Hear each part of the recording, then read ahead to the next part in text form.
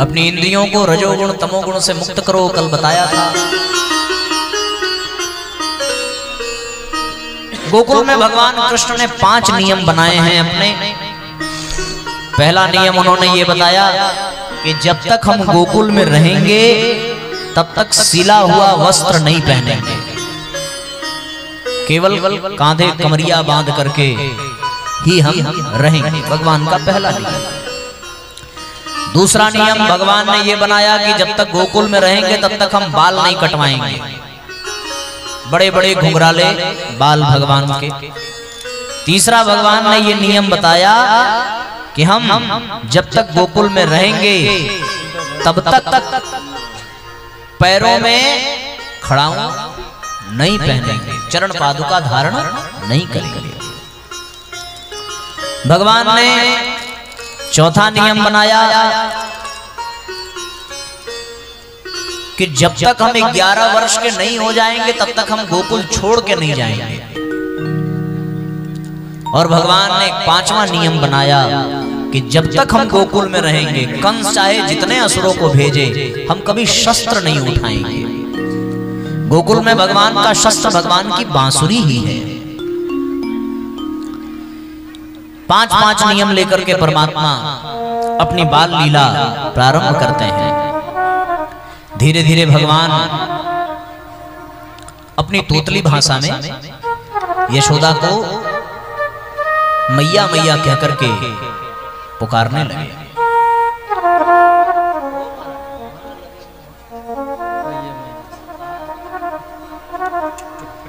कहन लगे मोहन मैया मैया, कहन लगे मोहन मैया मैया, कहन लगे मोहन मैया मैया, कहन लगे मोहन मैया मैया। बाबा सु बाबा, बाबा सु बाबा, बाबा सु बाबा, बाबा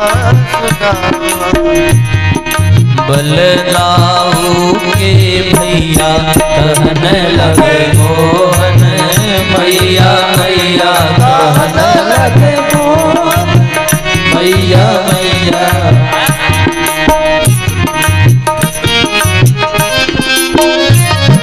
सही भाव से तालियां बजाइए।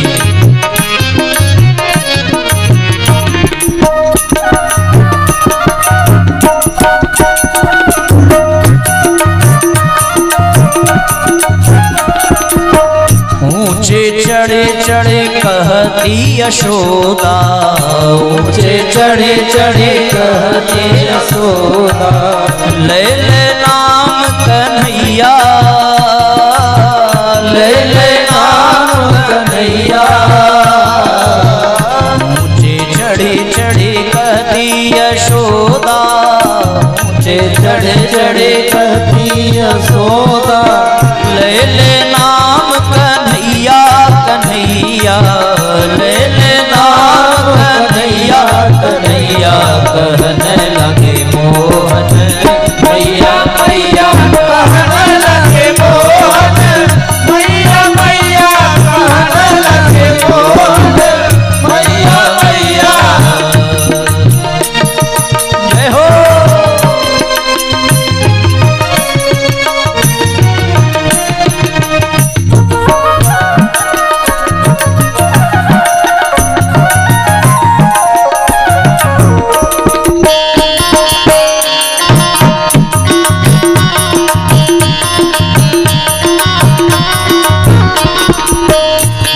खिलन जन जाहू रे लाला, दूर खिलन जन जाहू रे लाला, दूर खिलन जन जाहू रे लाला, दूर खिलन जन जाहू रे लाला।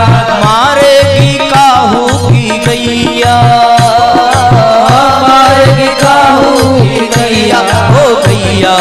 कहने लगे मोहन मैया मैया, कहने लगे मोहन मैया मैया, लगे मोहन मैया मैया, कहने लगे मोहन मैया मैया। सूरदास प्रभु तुमरे दर्शन दरस को, सूरदास प्रभु तुम्हारे दरस को, सूरदास प्रभु तुम्हारे दरस को, सूरदास प्रभु तुम्हारे दरस को। चरणन की बलि जैया, चरणन की बलि जैया, चरणन की बलि जैया, हो जैया कहने लगे मोहन, मैया मैया कहने लगे मोहन, मैया मैया कहने लगे मोहन, मैया मैया। नंद महर सो बाबा सो बाबा, नंद महर सो बाबा सो बाबा, अरोहल धर सो भैया, ओ भैया हो भैया कहने लगे मोहन, मैया कहने लगे मोहन, मैया मैया कहने लगे मोहन, मैया मैया कहने लगे मोहन, मैया मैया कहने लगे मोहन, मैया मैया कहने लगे मोहन, मैया मैया कहने लगे मोहन, मैया मैया कहने लगे मोहन, मैया मैया कहने लगे मोहन।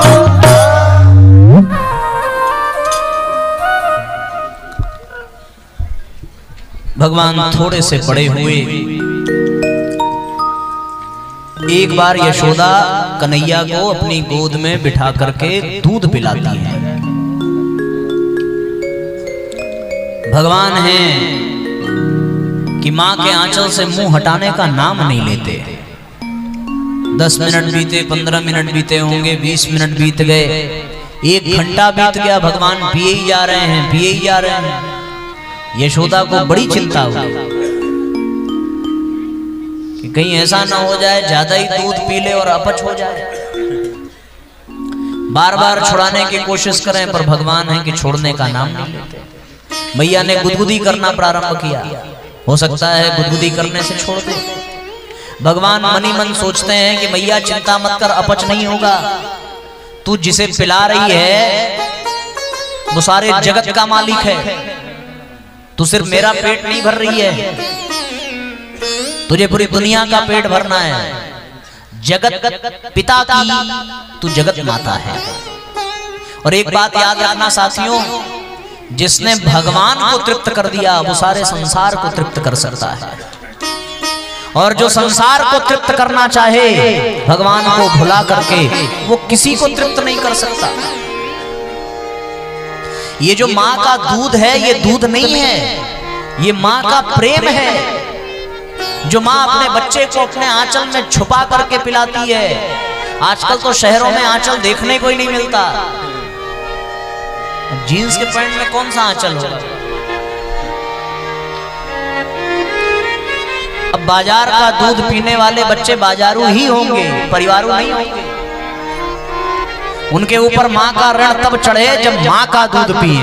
अब तो ये डायलॉग भी नहीं मारा जा सकता, माँ का दूध पिया है तो हमारे सामने आओ, जाता ही नहीं आदमी, पिया ही नहीं।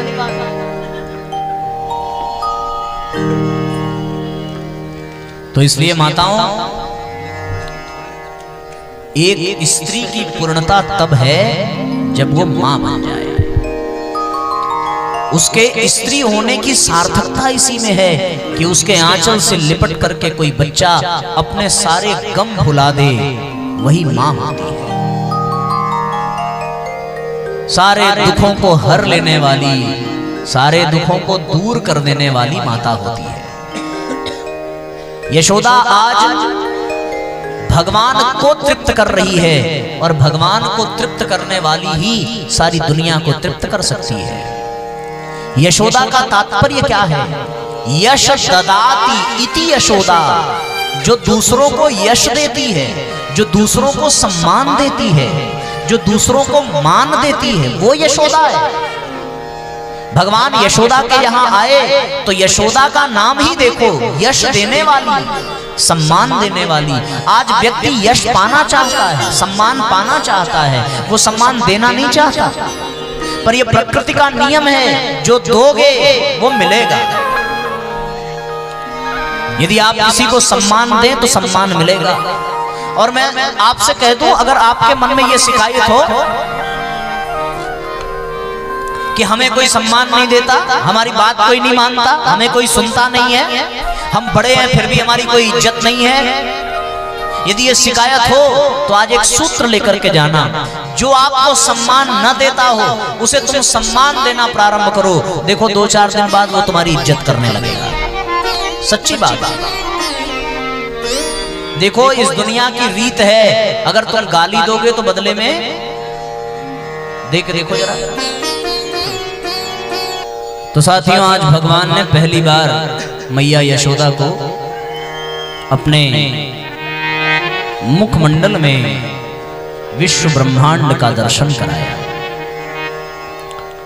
खमरो दसी ज्योतिरनीक माशाह सूरयेन्दु वहने स्वसनां बुधिष्वम् द्वीपान्नगांस्तद दुहित्रिरवनानि भूतानि यानि स्थिरजंगमानि। भगवान ने मैया को विश्व रूप का दर्शन कराया। भाव ये है कि मानो मां से कह रहे हों कि हे मां, ये दूध केवल मैं नहीं पी रहा हूं बल्कि सारा जगत पी रहा है। प्रेम में बड़ी शक्ति होती है। प्रेम से ही इस विश्व ब्रह्मांड को तृप्त किया जा सकता है। मां यशोदा भगवान को पेयपान केवल नहीं कराती बल्कि प्रेम पान कराती है।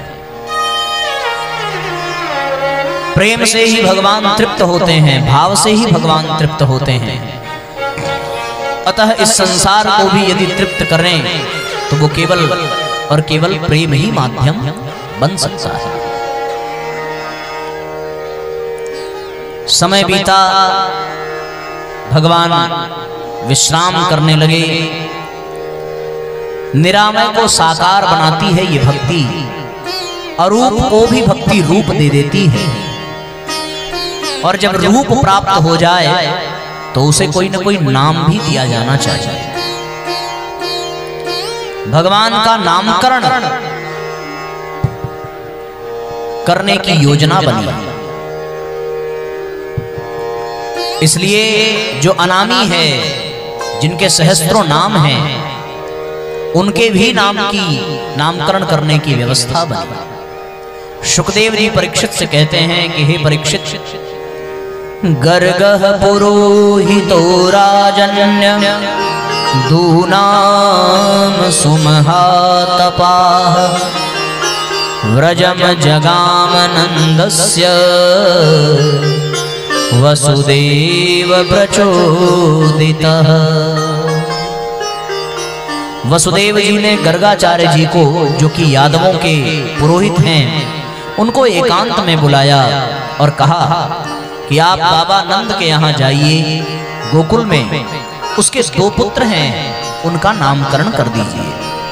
ये राज की बात है। संसार जिसे नंद का बेटा मानता है वो मेरा और देवकी का 8वां पुत्र है।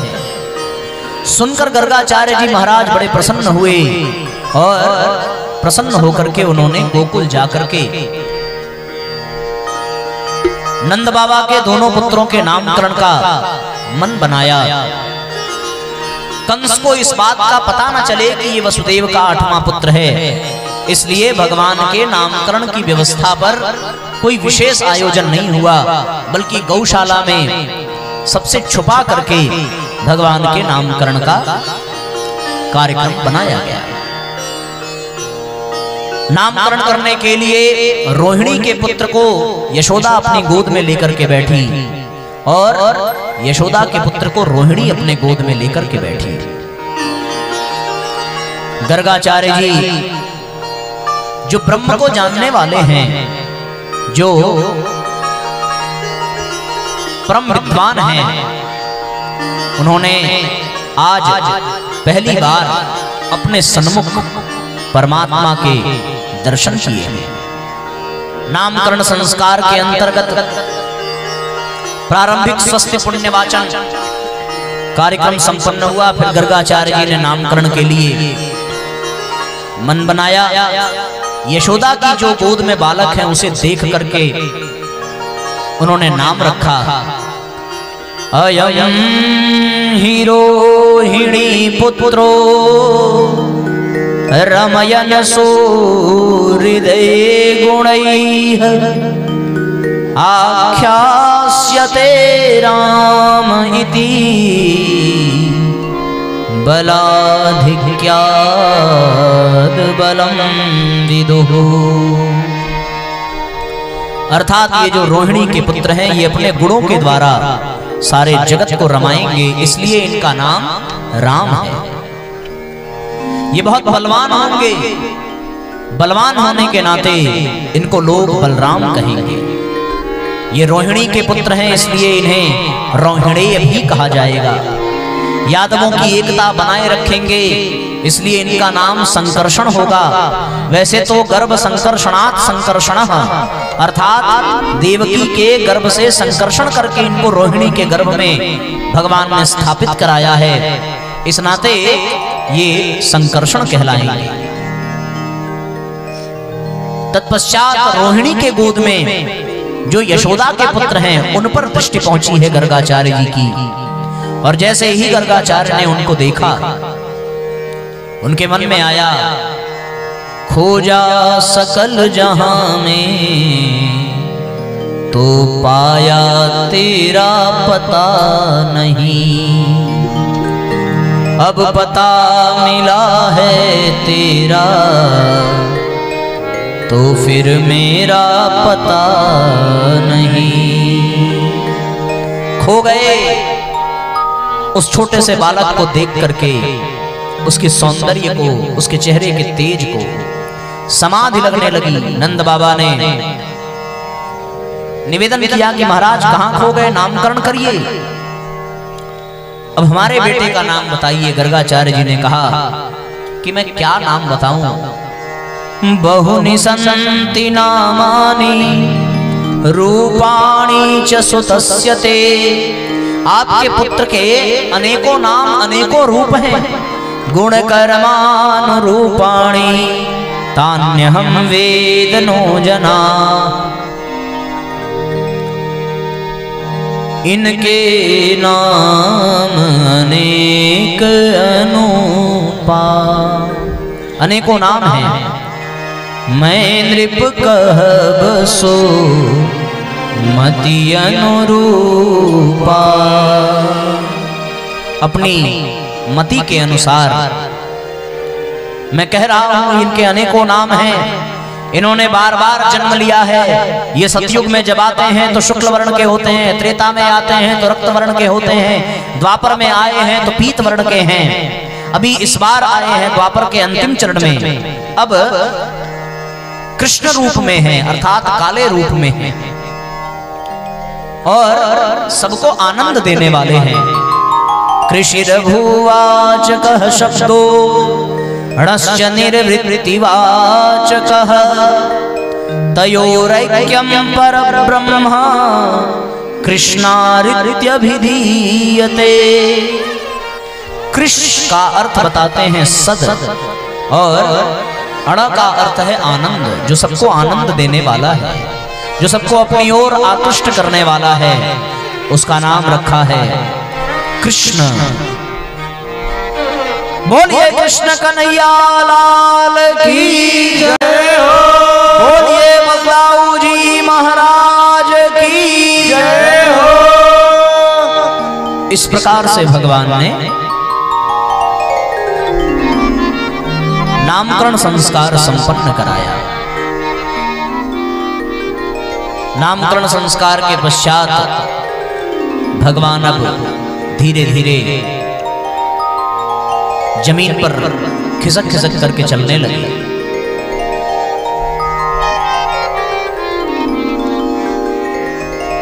थोड़ी थोड़ी तोतली भाषा में बात भी करने लगे।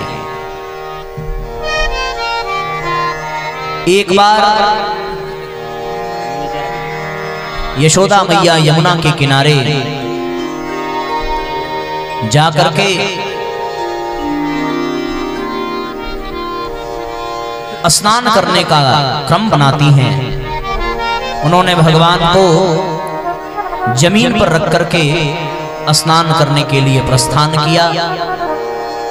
आज भगवान पहली बार धरती पर अपना चरण रखते हैं। धरती माता प्रसन्न हो गई। प्रसन्न होकर के धरती माता ने प्रभु के श्री चरणों में निवेदन किया है कि प्रभु मैं आपको क्या भेंट दूं, क्या समर्पित करूं। भगवान ने कहा कि देवी मुझे अपने भक्तों के साथ बहुत लीलाएं करनी हैं। उन लीलाओं में हमारे ये जो ग्वाल बाल जो भक्त हैं इन सबसे बहुत कुछ त्रुटियां होंगी, इसलिए मेरे भीतर क्षमा करने का गुण होना चाहिए। धरती क्षमा करने का गुण रखती है। क्षमाशीलता पृथ्वी से प्राप्त होती है। भगवान ने प्रसाद के रूप में धरती माता की रज को ही अपने मुख में धारण किया है कि हम मिट्टी खा करके इस पृथ्वी के भेंट को स्वीकार करते हैं ताकि हमारे भीतर क्षमाशीलता का गुण बढ़े और अपने भक्तों के द्वारा किए गए अपराधों को जाने अनजाने में मैं उन्हें क्षमा कर सकूं। मां ने पूछा है कि तुमने मिट्टी खाई है? भगवान ने कहा हमने मिट्टी नहीं खाई है। इसका तात्पर्य ये नहीं है कि भगवान ने झूठ बोला है। खाने के लिए खाने वाला और जो वस्तु खाई जाने वाली है वो दोनों अलग अलग होते हैं। यहां हर कण में भगवान ही है,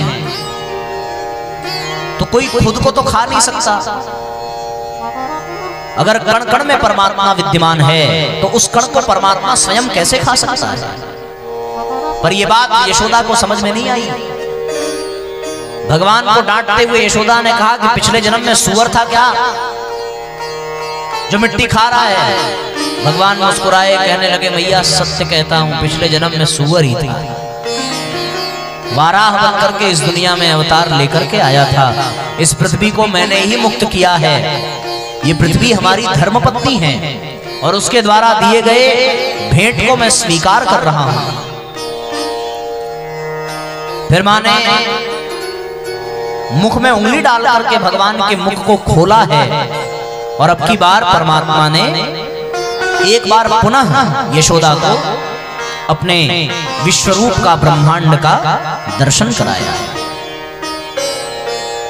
अब की बार यशोदा ने भगवान को उनके तत्व को जान लिया और वो भगवान की चरण वंदना करने लगे। भगवान भी विचार करने लगे कि यदि मैया मुझे भगवान ही मान बैठेगी तो अब वो अपनी गोद में सुलाने की बजाय आसन प्रदान करने लगेगी। अब वो अपना दूध पिलाने की बजाय भोग लगाने लगेगी। अब वो सेवा करने की बजाय पूजा आरती करने लगेगी। इसलिए भगवान ने अपनी वैष्णवी माया का प्रभाव दिखाया और यशोदा को सब कुछ बुला करके फिर से भगवान यशोदा की गोद में जाकर के बैठे, ताकि यशोदा को कुछ ही वर्षों के लिए वात्सल्य सुख का, मातृत्व का दिव्य लाभ प्राप्त हो सके। इस प्रकार से भगवान ने अनेकों लीलाएं की हैं। अनेकों लीला करते करते करते करते भगवान धीरे धीरे बड़े होते जा रहे हैं। जैसे जैसे भगवान बड़े हुए वैसे वैसे कंस अलग अलग तरीके से भगवान को मारने का प्रयत्न करता है। आज भगवान ने अपने घर में अपनी मां से माखन मांगा है। माखन मांगा, मैया ने मना किया, किसी कार्य में व्यस्त थी। मांगने पर न दिया तो कृष्ण ने मां को धमकी दी है कि यदि तुमने माखन नहीं दिया तो मैं मटकी फोड़ दूंगा। यशोदा को गुस्सा आया, इतना छोटा सा बच्चा धमकी दे रहा है।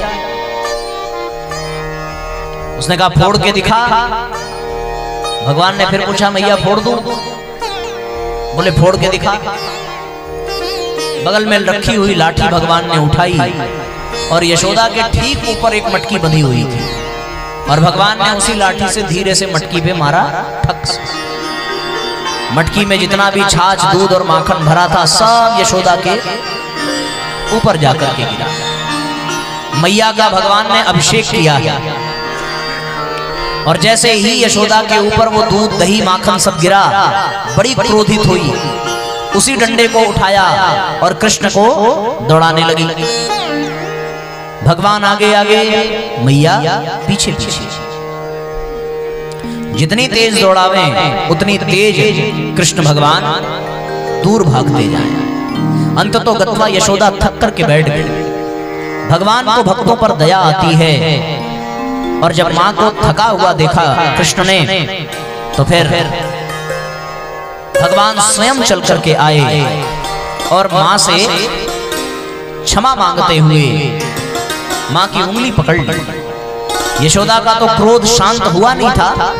यशोदा ने कहा मेरे पास आ गया है, इसका मतलब ये नहीं है कि मैंने क्रोध छोड़ दिया है। आज तुमने मुझे बहुत सताया है, मैं तुझे दंड दूंगी। यशोदा रस्सी ढूंढ करके ले आई और आंगन में पड़े हुए उखल से भगवान को बांधने का प्रयत्न कर रही है। बार बार वो रस्सी में रस्सी जोड़ करके भगवान को बांधने का प्रयत्न करती, पर भगवान बंध नहीं पाते क्योंकि हर बार रस्सी 2 अंगुल छोटी पड़ जाती है। बंधनानि खलु संते बहुनि प्रेम रज्जु कृत बंधन मन्यता दारु भेद निपुणो विखंगृहे निष्क्रियो भवति पंकज कोशे। बंधनानि खलु संति बहुनि, संसार में अनेक प्रकार के बंधन हैं। पुत्र का, परिवार का, देह का, गेह का, सत्ता का, सब में आसक्ति होती है तो सबका बंधन है। लेकिन प्रेम जकृत बंधन मन्यता, प्रेम की रस्सी का जो बंधन है वो तो कुछ और ही है, बड़ा विशेष है। क्या बोले, जैसे दारु भेद निपुणों पिखंगी, अर्थात 6 पग वाला मतलब का वो भंवरा दारु भेद निपुण, काष्ठ में भी छिद्र करने में निपुण है।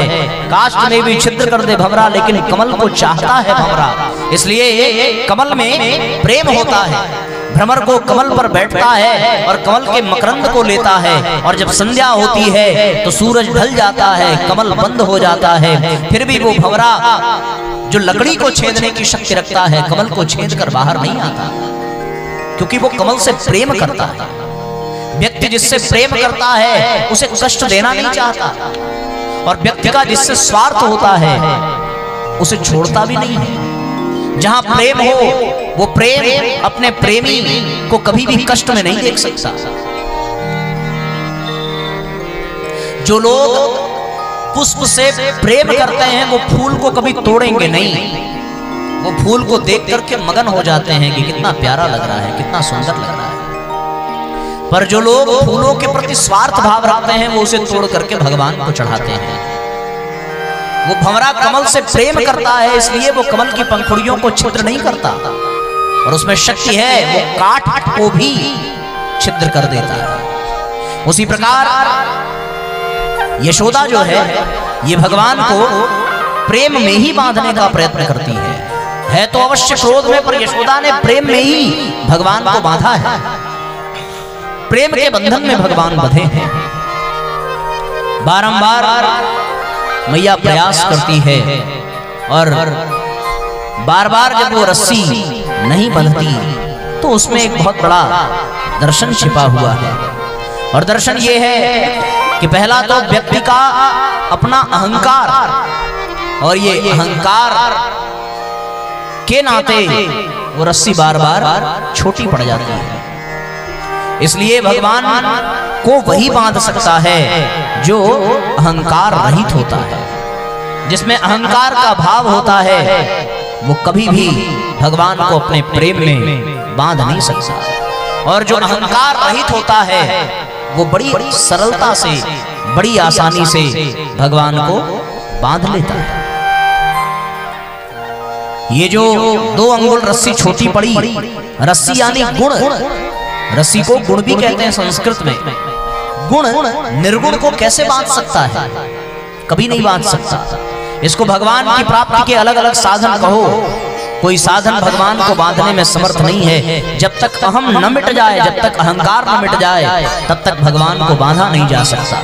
जब मां थक गई और शरणागति का भाव आया, समर्पण का भाव आया, 2 अंगुल छोटी पड़ रही है, पहला अहंकार होने के नाते कि मैं बांध लूंगी, ये अहंकार है। और दूसरा है कि जब अहंकार टूटा और समर्पण का, शरणागति का भाव जागा, तो शरणागति के भाव के नाते अब भगवान रीझ गए और भगवान ने खुद को उखल में बांध दिया।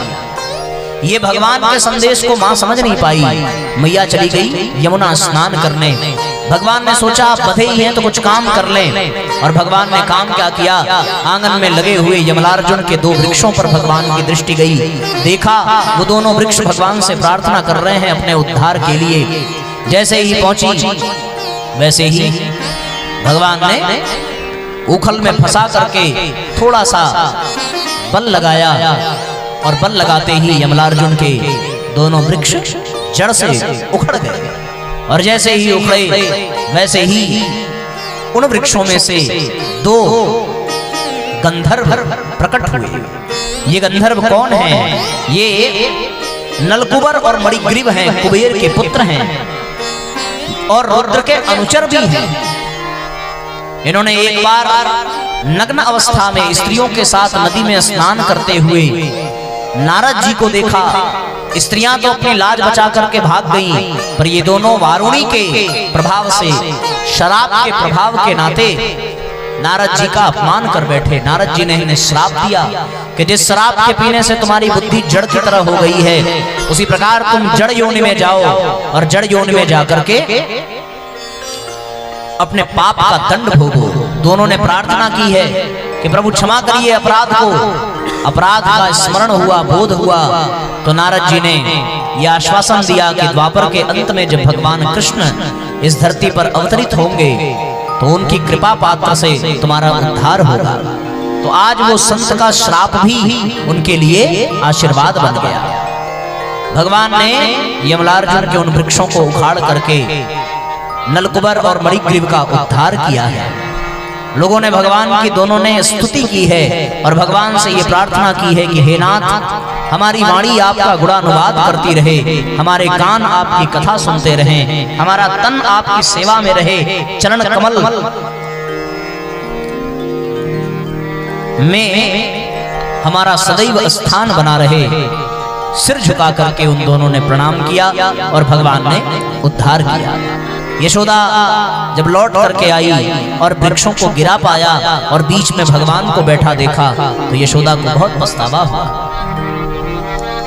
पंचगव्य से, गौमूत्र से भगवान को स्नान कराया गया, गाय की पूंछ से उनकी नजर उतारी गई।